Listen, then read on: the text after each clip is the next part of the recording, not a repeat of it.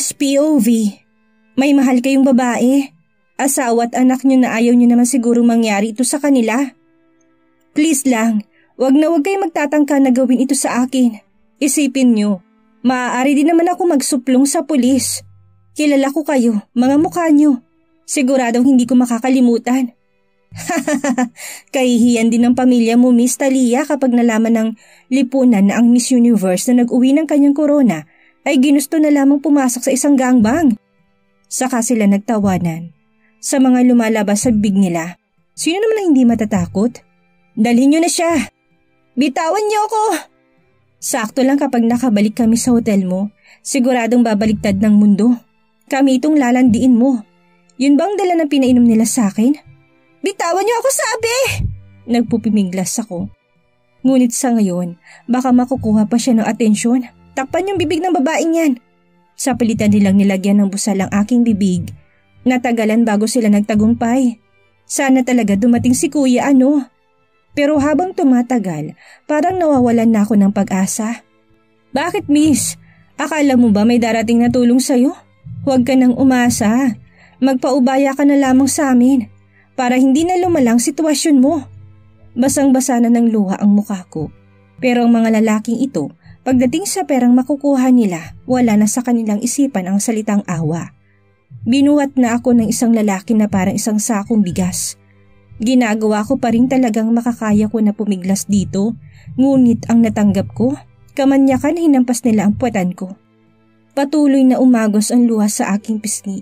Ano na, Kuya Ano? Hindi ka ba darating sa oras na nasa peligro ako? Tulungan mo ko, please. Wala man nga akong connection sa kanya, ngunit umaasa ako na sasagipin ako nito. Nasa na din ang mga tauhan ng hotel na tinawagan ni Kuya Simon. Talaga bang mahanap nila ako? Nais ko nang ipikit ang aking mga mata. Nais ko nang sumuko, ngunit hindi talaga maaari. Kaya ang antok na nararamdaman ko at itong init kailangan kong labanan. Hanggang sa kahuli-hulihan kong kakayanan. Bitawan niyo ako, please! Mahina ko nang sinasabi sa aking isipan dahil ang nabubuo kong salita sa aking bibig hindi naman maintindihan nila. Saka kung marunong sila sumunod at makinig sa akin, noong wala pang busal, binitawan na nila ako. Parang konti na lang iepekto na sa kanyang gamot at tawanan na ikinarindi ng pandinig ko. Kinasusuklaman kong mga taong sinasamba ang pera kaysa nga gumawa ng bagay na maayos at matuwid. Hindi ba sila natatakot sa karma? Kahit sa bagay lang na yan, matakot sila. Ngunit hindi ko na talaga kaya. Konti na lang, lalamunin na ako ng nararamdaman kong hilo at puyat. Lumalaban ako pero hanggang dito na lang ata. Ipinikit ko ng aking mga mata at hahayaan ko na sana ang aking sarili na malunod sa krimlan. Nang biglang mapamulat ako, "Tss, you better get that woman down." Nang marinig kong boses nito, si Kuya Ano? At parang kung anong energy ang na-recharge sa akin dahil sa pag-asang narinig ko. Pumiglas ako, pero natigilan. Teka, siya yung lalaki ng bugbog sa atin kanina. Ang may-ari ng kalsada at halatang pinagsisinungalingan lang tayo. Hoy, bundok ito. Wala ditong tambay na tutulong sa'yo. Nag-iisa ka lang. Saka pinalagpas lang namin ang ginawa mo dahil may gagawin kami. Ngunit dahil ngayon naharang-harang ka, at hindi namin inaasahan na ikaw palang lover boy ng babaeng ito. Tsak, mas titriplihin nilang ibabayad sa amin kapag ikaw binugbog din namin. Napalingon ako kay Kuya Ano. Nakasandal lang siya sa motor nito habang yung headlight nililiwanagan ang daan. Maliwanag ang buwan para maaninag ko kahit paanong mukha nito. Talaga bang nag-iisa lang siya? At siya talaga ang may gawa ng pasang nakuha ng mga umag na to? Huwag niyo nga hayaan na ulitin ko pang sinabi ko na ikinapikit ni Kuya Ano at napahilot pa ng kanyang leeg. Bitawan yung babaeng yan, na ikinamulat nito ng mga mata, parang napakabangis na leon. Bilang tugon sa kanya, pinagtawanan lang siya. Tumangon ang leader sa mga lalaki na ibig sabihin atakin na nga si Kuya Ano ng dalawa niyang kasamahan. Sabay na sumugod, ngunit kaagad na minaniobra ni Kuya Ano ang motor. At napaatras sa mga ito sa kamuntikan ng masagasaan ang isa sa kasama nila. Binalaan ko kayo, pero muli siyang sinugod ng dalawang lalaki.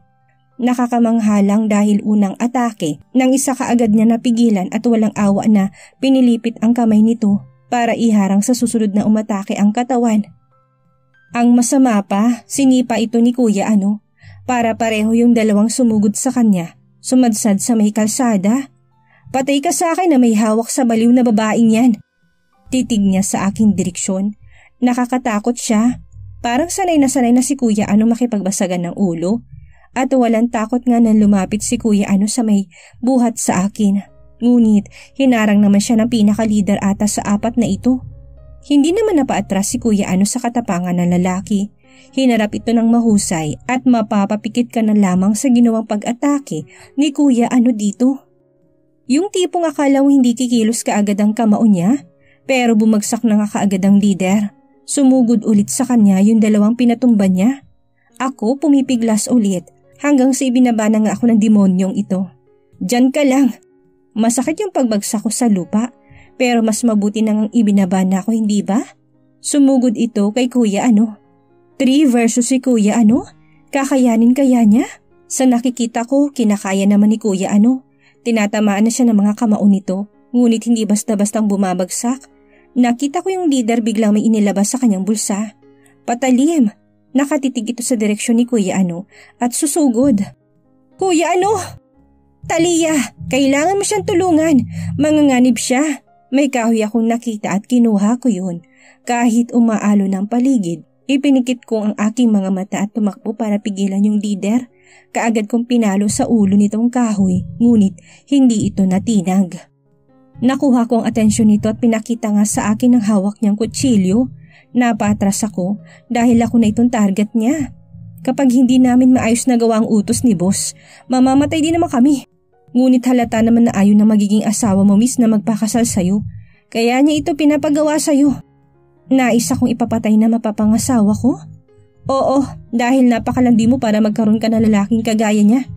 Normal na ata talaga sa mga magagandang magiging manluloko at manggagamit ng si Kuya Ano na iniwan ng 3 para lamang sipain ang leader na ikinabagsak nito sa harapan ko. Wala segundong sinayang si Kuya Ano.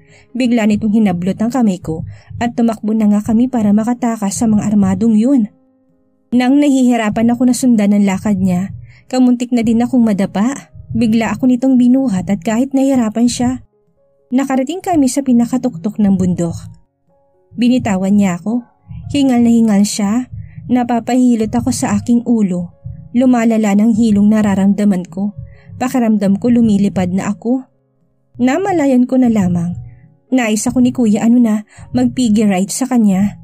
Mas makakatulong ito para mapadali ang baliw na babaeng pagbaba natin sa bundok. Baliw na babae? At para din akong baliw na napangiti sa kanya. Ngunit hindi ko may tatanggi ang takot sa mukha ni Kuya Ano. Natatakot din pala siya. Tuluyan bang tumakbo ang kayabangan niya? Nagawa mo pa talaga akong ngitian ng ganyan. Baliw ka. Saka nga pumesto na siya sa harapan ko na ipipiggy ride talaga niya ako.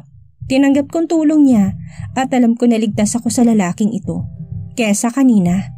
Napahawak ako sa balikat niya at ang binti ko sa may bewang niya habang yung dalawa nga niyang braso sinasalampatan ko. Walang mali siya sa ganito. Hindi naman manyak ang isang ito, hindi ba? Maingat na naglalakad si Kuya Ano. Ngunit ang ulo ko, hilong-hilo na talaga ang katawan ko. Hindi ko maintindihan kung bakit uminit ako. Tinatawag ba ako ng kalikasan? Hindi naman. Isinandal ko sa balikat ni Kuya Anong ulo ko. Sana naman talaga walang masamang epekto ang pinainom sa akin ng mga huwad na yun. Tsk! Mas lalo kong hinigpitan ang hawak ko kay Kuya Ano. Yung mas ikakakomportable ko. Kaya lang na maging komportable ako, parang susuko na ako. Gusto ko nang matulog. At bago lamunin nga ako ng aking puyat, taimtim na sinabi ko kay Kuya Ano, kahit pabulong na lang ata ang mga salitang, "Thank you Kuya Ano, thank you." Vladimir's POV. Dahil may patalim na nga ako nakita sa isa sa mga lalaki, kailangan ko nang ilayo ang baliw na babaeng ito sa lugar na ito. Hindi naman gawa sa tanso ang katawan naming dalawa. Tsk, mas lalo ng babaeng ito. Makita lang na masaktan siya. Parang may kung ano sa akin na mawawasak. Yung halimaw sa pagkatao ko, baka lumabas ng 10 oras. Nang alam kong secure na kami at hindi kaagad makakahabol ang mga hangal, Nagpahinga kami saglit sa tuktok ng bundok. Maaliwalas ang kalangitan na nagpapaganda nga nito ay ang maliwanag na buwan. Ngunit halatang pagod ng baliw na ito at sobrang natakot sa nangyari. Sinong hindi matatakot? Sa kabwisit ang lalaking mapapangasawa niya para gawin ito sa kanya. Kung ayaw din naman niyang magpakasal sa kanya, di umayaw siya. Hindi dinadaan pa niya sa ganitong paraan para madisgrasya lang ito at magkaroon siya ng dahilan. Pero sa mga sinasabi ko sa aking isipan, bakit parang kagaya ko din ng lalaking ipinagkasundo sa babaeng baliw na ito? Nais kong may mangyaring hindi maganda sa anak ni Dr. Walter na si Talia? Nangyari ba ito para nga malinawan ako sa hindi magandang paraan ng pagtanggi ko sa arranged marriage na ginagawa ng aking ama? Matagal ko nang alam na hindi magandang pamamaraan ko. Napakasama ko, alam ko din yan. Ngunit sa nangyayari sa babaeng ito, bakit nalalambot ako bigla? Narinig ko sa pinanggalingan namin na nagsidatingan na ang mga tauhan ko. Siguro naman maayos na kami makakauwi nito. Tinitigan kong baliw na babae. Kailangan na niyang magpahinga. Kaya naman, I have no choice but to make her comfortable. Ipigil ride siya. Hindi nga ako nagkamali. Nakatulog siya habang pababa na nga kami ng bundok. Agad akong sinalubong ng mga tauhan ko. May sasakyan na naghihintay at napalingon ako sa mga huwad. Nakadapa ito na parang mga kriminal. Ipinasok ko muna ang baliw sa loob ng sasakyan. Parang imposible na itong magising dahil para nitong lantang gulay. Muli akong lumabas na sasakyan. Nais ko lang silang bigyan ng pabaon at malaman kung sino ang nag-utos nito sa kanila. Ngunit humarang sa akin ang tauhan ko. Master Vladimir, parating na dito mga pulis. Kailangan nyo nang makauwi. Pulis? Anong gagawin ng mga pulis dito? Padala ng tauhan ng hotel at sa tingin ko, baka tumawag ang sinagip niyong babae sa kanila. So ang gustong iparating sa akin ito na hindi akong talagang unang tinawagan ng babaeng ito?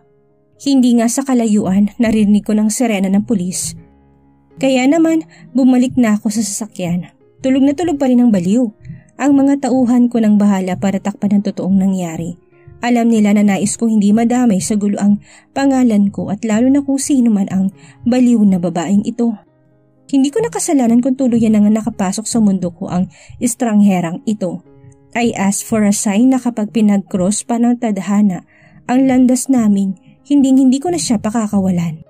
Kinuha ko ang phone ko at tinawagan si Manong Carling na kumuha ng doktor na titingin sa babaeng ito.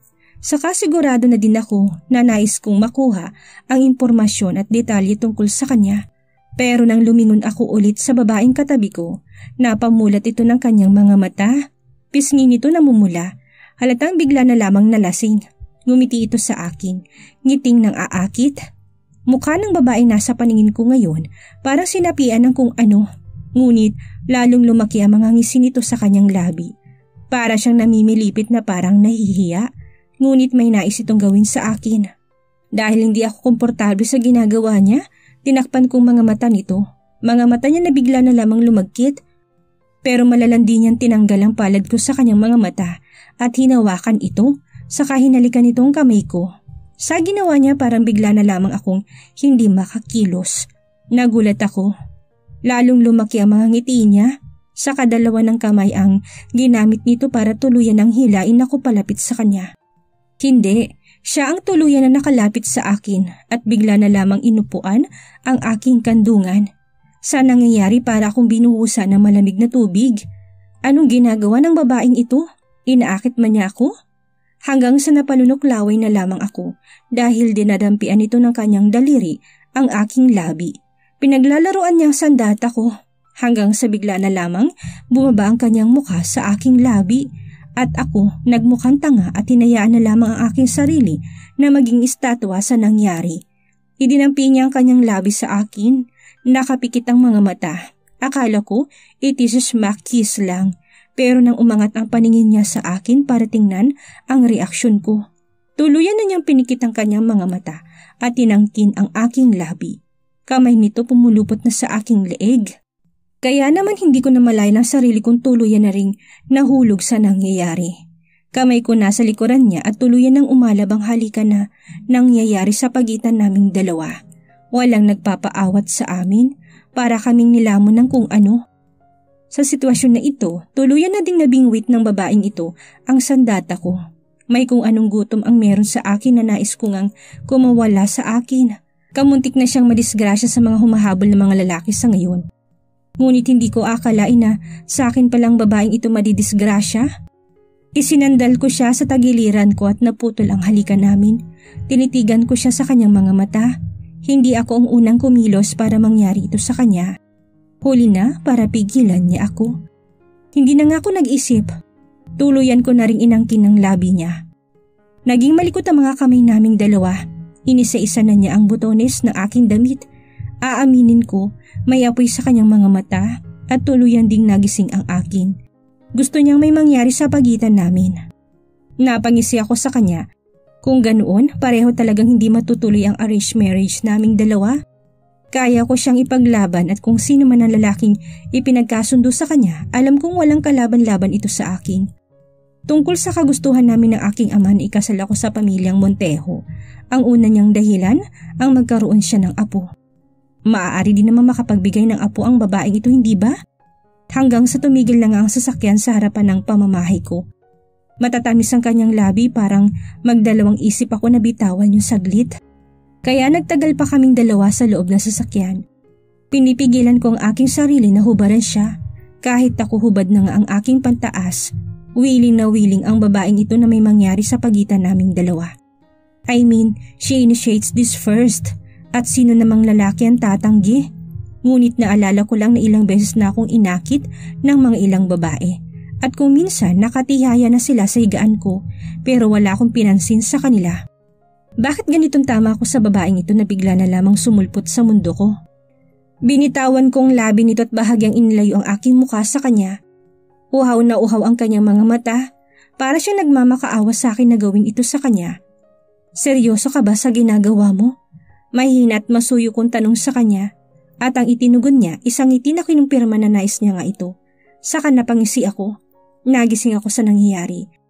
Muli sana niyang pupuluputin ang kanyang lumalanding kamay. Pinigilan ko ito. Rumihistro sa kanyang mukha ang pagkadismaya. Alam ko may mali sa kanya. Malayong malayo sa babaeng nakilala ko sa tuwing sumusulpot ito. Palaban ng babaeng yun at merong prinsipyo sa buhay na hindi gagawin ng ganito. Sino ka? Please, please. Hanggang sa nanghina siya at isinara ang kanyang mga mata. Gumising ka! Yugyug ko sa kanya. Napamulat ngunit muli ding ipinikit ang kanyang mga mata. Habang hinahalikan ko siya, may natitikman ako sa kanyang labi at naaamoy kong hininga na parang may ininom siya. Nakainom bang babaeng ito? Naupo na lamang ako ng maayos sa tabi niya at sinarang ilang botones ng aking damit. Simple lang naman, wala sa katinuan ng babaeng ito, kaya nangyayari ang bagay ni ito. Kahit paano meron akong respeto sa kanya. Hindi ako isang klase ng taong tinitake advantage ang situation. Katulad ngayon, kailangan niya magpahinga at matignan ng doktor. Lumabas ako ng sasakyan at binuhat nga siya. Tahimik ko siyang dinala sa aking silid. Nang maihiga ko siya, muli na naman itong iminulat ang kanyang mga mata. Ngumiti, tatangkahin sana niyang bumangon ng pigilan ko siya. Kailangan mo magpahinga, bukas tayo magtutuos kung nais mo nga mangyari ito. No, umiling siya sa akin. Nadismay ang mukha niya dahil sa sinabi ko, ngunit hindi niya binitawan ang ngiti nitong malalagkit. Please take me to the heaven, please. Napaismid ako nang marinig yun, hanggang sa napaupong bangon siya at huhubarin na sana niyang kanyang pangitaas nang pigilan kong kamay niya. Lasing ka lang, kailangan mo munang magpahinga. Nabahagyang napanunoklaway ako. Napakadakila ko naman para tumanggi nga. Kung ibang lalaki hindi na nila kinaya ang tensyon na nangyayari ngayon. Tuluyan na silang nilamon ng kalandian na ginagawa ng babaeng ito. Kapag nagpumilit ka pa, baka hindi ko na nga mapigilan ang sarili ko. Tatawag lang ako ng doktor na titingin sa'yo. No please, tulungan mo ako. Ang init. Wag na wag mong huhubarin ang damit mo. Mahina kong sinabi ngunit merong diin para nga maging malinaw sa kanya na mali ang gagawin nito. Hindi ko nakakayanin ang tensyon kapag tuluyan pa siyang naghubad sa aking harapan. Kukuha lang ako ng maiinom mo na mahimasmasan ka. Tumayo na ako sa pagkakaupo sa gilid ng kama, ngunit napailing na lamang ako dahil tuluyan na ngang hinubad ng babae yung damit niya. Sinasabi nitong napakainit kaya lumapit ako sa pintuan at binabaan ng hustong temperatura sa loob ng silid. Sa totoo lang, pinagpapawisan din ako sa ginagawa niya. Umiinit ako, saka kanina pang matigas ang alaga kong papansin na masyado. Shit! Hindi na ako lumingon sa kanya nang lumabas sa silid. Paglabas ko, umangat ang paningin kaagad ng namumuno sa aking tauhan. Ngunit kaagad naman silang napayuko sa aking presensya. Sa ngayon, siguraduhin lang nilang walang makakarating kahit katiting na detalye sa aking ama. At alam nilang hindi ko yun magugustuhan. Matanda na ang aking ama para protektahang panghabang buhay ang pamilya nilang mga nganib kapag pinangunahan nila ako. Puro lalaki ang nandito sa bahay na ito. Kailangang merong magpalit ng damit sa babaeng yun. Sinenyasan ko si Mang Carling na lumapit sa akin matapos nga mapaupo ako sa isang upuan. Bigla kasing nanghina ang tuhod ko at kalamnan dahil sa ginagawa ng babaeng yun. I want you to call a female physician and some nurse. ASAP, use the chopper para makarating kayo kaagad sa malapit na hospital. May hinahon kong utos sa kanya at hindi nga sila nag-atubili. Tuluyan niyang nilisan ang aking harapan. Yung ibang tauhan, mas ginusto na manatili na lamang sa labas para nga hindi sila matensyon sa aking presensya. Saka sa tingin ko, hindi muna ako makakabalik sa silid at baka kung ano nang ginawa ng babaeng yun. Napakalamig na ng silid para maghubad siya. Napahilot ako sa aking sentido, napabuntong hininga dahil nga sa nangyayari sa loob ng sasakyan. Yung maalab na halikan naming dalawa, parang hindi mabubura sa aking isipan, ngunit halos mapatalon ako sa aking kinaupuan nang maramdaman kong malalanding kamay ng babae sa aking leeg. Please, bring me someone na mawawalang alinsangan na nararamdaman ko, please. Lalo kong ipinikit ang aking mga mata. Nakayakap siya sa aking leeg at isinandal ang kanyang muka sa aking balikat. Kung matulog na lang kaya siya. Ang init, tulungan mo ako. Hinawakan ko ang isa niyang kamay. Saka ko naalalang ginawa ng aking ama si ilang babae. Did she intake something para maging ganito siya kalandi? Oh God, please, ang init. Walang makakatulong sa akin. Hindi ko rin siya maaring hayaan na makakita ng ibang lalaki at higit sa lahat lumandi kahit sino man. I need a patience for this. Kailangan ko siyang amu-amuhin. Hindi katulad ng dati kapag ginagawa ito ng aking ama sa ilang babae para landiin ako. Mga tauhan ko ang pinapatuos ko dito. It is a free stuff, bakit nila tatanggihan, hindi ba? Ngunit ang kalagayan ng babaeng ito, hindi ko kailangang ibaliwala lang. Tuluyan na siyang humarap sa akin at meron na namang ngiti sa kanyang labi. Ngunit nang bumaba ang paningin ko sa katawan niya, kaagad ako nakabangon sa kinauupuan ko at naghahanap ng maitatakip sa kanya.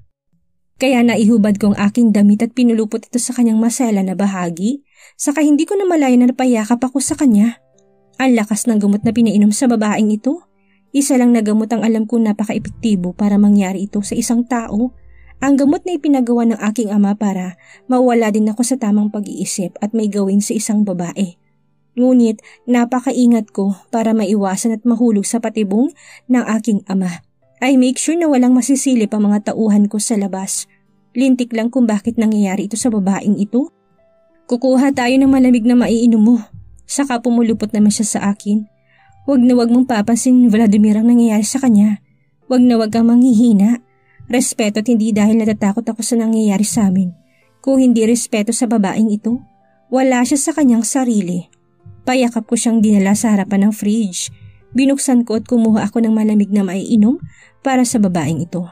Na kahit papaano, inasam ko na makakabalik agad sa katinuan ito dahil baka makalimutan ko ang lahat at tuluyan na nga magpalamon sa nakikita ko sa kanya. Inumin mo to, makakatulong to sa'yo. Sana. No. Nakangiti niyang tanggi sa akin. Hindi pinansin ang malamig na inumin. Ikaw ang kailangan ko. Tangka niya akong hahalikan nang itinaas ko ang aking muka sa kanya. Mataas ako dito ngunit muli niyang pinulupot sa leeg ko ang malandi niyang dalawang kamay at iniharap ako sa mukha niyang nagmamakaawa na may gawin ako sa kanya. Tuluyan na nitong inalis ang damit kong itinakip sa kanyang dibdib at nahulog nga sa sahig. Yung basong hawak ko, kinuha niya at bahagya lang uminom. Ngunit sinadyang bitawan at nabasag sa sahig. Nang marinig kong pagkabasag, kaagad din nabasag ang panindigan ko na hindi ko papansinin ang pain niya sa akin. Hinila ko siya ng mas malapit sa akin.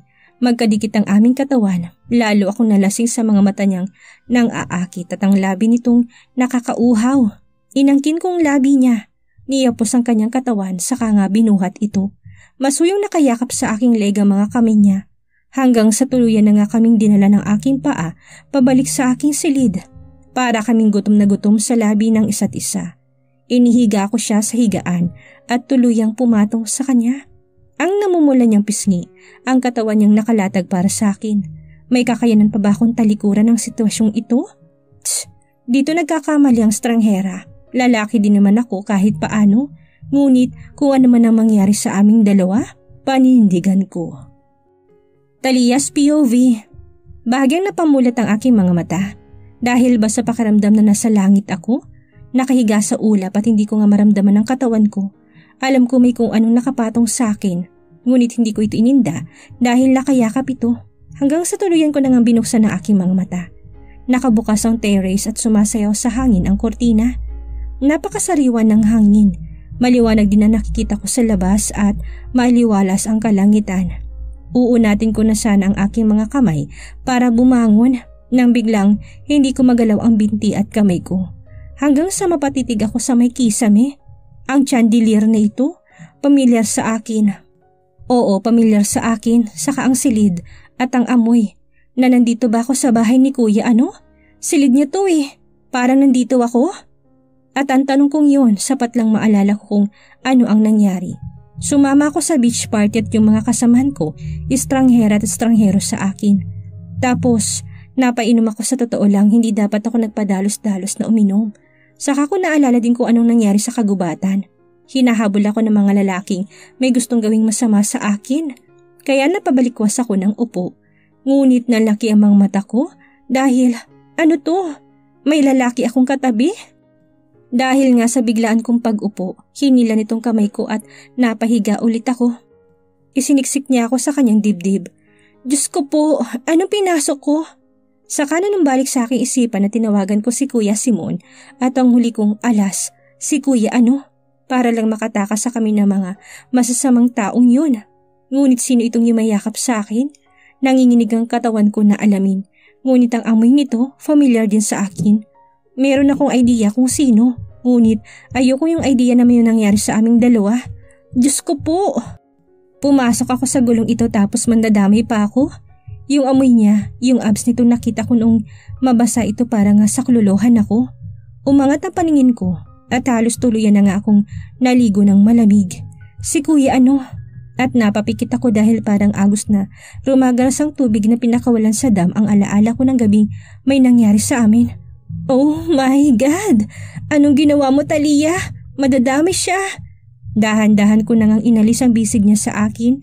Sino naman talagang lalaki hindi manghihina kapag hinubaran ko na siya sa harapan? Parang gusto kong sampalin ng ilang beses ang sarili ko. Ngunit sa ngayon, kailangan kong iligtas ang aking pamilya at ang lalaking ito. Tsaka hinahanap na ako ni Kuya Simon at sana naman hindi nakarating sa pamilyang Doralte ang nangyari sa akin kagabi. Si Kuya Simon lang ang tinawagan ko. Siya lang. Nagtagumpay nga ako makabangon ng tahimik sa higaan. Iniwan ko ng kumot at niyakap ang aking sarili. Hinanap ang saplot ko. Si Kuya Simon, alam ko may plano na siya para maiwasan ang gulong ito. Kailangan ko mag-ingat kung paano makakaalis sa bahay ni Kuya ano na hindi nila napapansin. Natagpuan ko si Manong Carling na kamuntik ngang makita ako. Abala siyang maghanap para ata sa pakakainin niyang mga narito ngayon. Bagya siyang napakamot at napabuntong hininga. Kukulangin ang lahat ng naritong pagkain. Kailangan kong lumbas. Mahina niya sinabi sa sarili. Kinuha nitong ilang basket. Lalabas si Mang Carling. Ibig lang sabihin nito, gagamit siya ng sasakyan niya, hindi ba? Yun ang huli kong pagkakataon para makaalis sa lugar na ito. Sa sinuswerte ulit ako, nakapasok ako sa may passenger seat. Nakita kong lumabas na si Manong Carling. Natigilan lang siya dahil lumapit ang isa sa mga tauhan. May tinanong, hanggang sa lumapit na siya sa sasakyan at nakahinga ako ng gagamitin nga niya. Thank you, Papa God! Nang biglang tumigil na ang sasakyan. Ito nang pagkakataon ko na makalabas at tumakbo nga pa uwi. Kaya nang makalabas ako, kaagad na kumilos ang aking paa na maglakad takbo. Kinakabahan ako para sa kanya at may kasama na rin yung takot. Saka wala na akong magagawa sa nangyari. Hindi naman talaga nag-exist ang time machine. Kung meron man, edi sana hindi na ako pumunta dito sa probinsya. Ngunit grateful dahil nakilala ko si Kuya ano. Hindi ko man naitanong sa kanya kung siya ba si Dimir. Dahil may kung ano na tumitigil sa akin, ang tungkol sa arranged marriage. Yung pangako ni Dimir na pakakasalan ako ay hindi matutupad kung si Kuya ano nga siya. Dahil ako, nakatadhana na ngang ikasal sa iba at merong malalim na dahilan para sa aking pamilya. Kuya, kung ikaw nga si Dimir, talagang hindi ako papayag na dumating ka sa puntong makapasok sa gulo ng aking mundo. Nang biglang maramdaman kong parang may humahabol sa akin, napalingon ako sa paligid. Wala naman. Guni-guni ko na siguro. Nakikita ko ng hotel na tinutuluyan ko nang biglang may sasakyan na tumigil sa harapan ko. Hindi kaya ang sakay nito ay yung grupo ng mga masasamang lalaki kahapon? Kaya kaagad akong tumalikod at tumakbo palayo sa may kalsada. Malakas na napagbusina ito, ngunit hindi ako lumingon. Nang may makasalubong ako at nabangga ko ito, kaagad kong kinuha yung nahulog na lalagyan. Pero pamilyar ang lalagyan nito. Nang umangat ang paningin ko, Manong Carling? Usal ko ng kanyang pangalan. Kahit yung matanda nagulat din na makita at makilala ko. Ngumiti ako sa kanya at inabot ang basket na dala ko. Mauna na po ako. Nang kunin niya sa akin yung lalagyan, mukha nito para nakakita ng multo. At kumaripas na nga ako ng takbo na feeling nangunguhan ng wallet. Kahihiyan ng dala ko sa nangyayaring ito. Iha! Huli na ng matauhan si Manong Carling. Opo, tinakasan ko po yung inarugan yung binatilyo. At sana naman hindi alam ni Manong Carling na may nangyari sa amin kagabi. Hindi yun maaari. Hingal akong tumigil saglit sa tabi ng kalsada. Ngunit hindi na ako nakakilos nang tumigil yung sasakyan sa gilid at may malalakas na kamay na humilas sa akin papasok. Tumili ako ng ubod lakas, nagbabaka sakali na may makarinig at iligtas ako. Pero kaagad namang sinara ng pinto ng sasakyan. Buksan niyo to! Nagwawala ako ng buksan ng pinto ng sasakyan, ngunit natigilan ako. Kung kikidnapin ako, hahayaan lang ba nilang meron akong malay? O mag-ingay? Kaya naman napalingon ako sa mga kasamahan ko dito sa loob ng sasakyan. Kaagad namang sinalubong ako ng mga matatalim na mata ni Kuya Simon. Lumalagablab sa inis ang kanyang mga mata. Ako, napilitan na lamang akong ngumiti sa kanya. Ipinikit niya ang kanyang mga mata at isinandal sa upuan ng ulo nito habang hinihilot ng kanyang daliri ang sentido. At kahit paano nakahinga ako. San ka galing? Nagulat ako bigla sa tanong ni Kuya Simon na parang puno ng inis at pagod ang kanyang boses. Alam kong labis itong nag-alala sa akin. Alam ko yun. Huwag kang mag-alala, Kuya Simon. May nagligtas sa akin at heto nga ako. Buong buot hindi napahamak. Tss, nagmamayabang ka pa sa lagay mong yan, Talia. Ang damit mo, hindi magiging iyo yan kung maayos na kaibigan ang tumulong sa'yo. Ano ang mangyayari ngayong muling nakaligtas si Talia sa kapahamakan? Tuloy na tuloy kaya ang kasal? Ano ang gagawin ni Vladimir paggising niya na wala na si Talia sa tabi niya? Yan ang ating aalamin sa susunod nating kabanata.